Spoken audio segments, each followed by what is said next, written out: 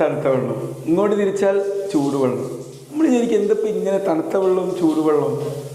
ഈ തണുത്ത വെള്ളത്തിലും ചൂടുവെള്ളത്തിലും നമ്മൾ മാറി മാറി കുളിക്കുകയാണെങ്കിൽ നമുക്ക് ഒരുപാട്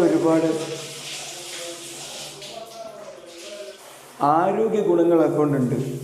ഈ വയനാട്ടിലെ തണുപ്പാണ്, അത്യാവശ്യം നല്ല തണുപ്പുണ്ട്. ഓക്കെ, എന്നിട്ട് ഈ ചൂട് വയനാട്ടിലത്തെ ചൂടല്ല, വയനാട്ടിൽ ഉണ്ടാക്കുന്ന ചൂട് നല്ല ചൂടും. ഇത് രണ്ടും, ഈ ഹോട്ട് വാട്ടറും കോൾഡ് വാട്ടറും മാറി മാറി ഒന്ന് കുളിക്കുകയാണെങ്കിൽ നമുക്ക്, ഞാൻ കുളിച്ചുകൊണ്ട് ചെയ്യണമെന്ന് ഞാൻ വിചാരിച്ചു, പക്ഷെ അത് മൈക്കിന് ഡാമേജ് ഉണ്ടാകും, മനസ്സിലായില്ലേ? അതുകൊണ്ടാട്ടോ അങ്ങനെ ചെയ്യാത്തത്. അപ്പോൾ ഇത് മാറി മാറി കുളിക്കുകയാണെങ്കിൽ നമ്മുടെ ശരീരത്തിലേക്ക് സർക്കുലേഷന് അത് കുറച്ചുകൂടി നന്നായിട്ട് കൂടും.